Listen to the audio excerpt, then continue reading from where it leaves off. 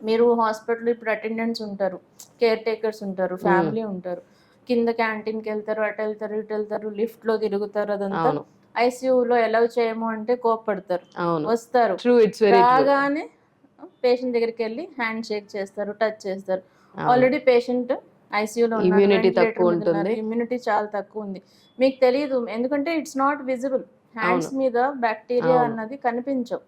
మైక్రోస్కోప్‌లో అది కూడా గ్రో అయిన తర్వాత కనిపిస్తుంది. సో, ఆ బ్యాక్టీరియా తీసుకెళ్ళి మీరు మీ పేషెంట్‌కే ఇస్తున్నారు.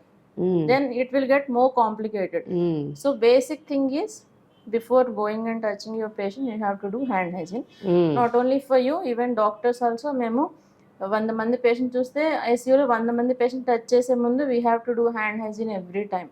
అవును. హ్యాండ్ రబ్ చేసుకోకుండా మనం టచ్ చేయలేం. దట్స్ హ్మ్. How you prevent the spread అన్నమాట. హ్మ్. ఒక పేషెంట్కి ఇప్పుడు మల్టీ డ్రగ్ రెసిస్టెంట్ బ్యాక్టీరియా ఉంది, అన్ని రెసిస్టెంట్ ఉన్నాయి, అది టచ్ చేసి మళ్ళీ ఇంకోళ్ళ దగ్గరికి వెళ్తే దట్ అది విల్ వాళ్ళకి స్ప్రెడ్. స్ప్రెడ్ అవుద్ది. యెస్. అలా చేయకుండా ఉండాలంటే as a family also you have to do, as doctors also we have to be aware. So okay. That's what the importance of hand hygiene.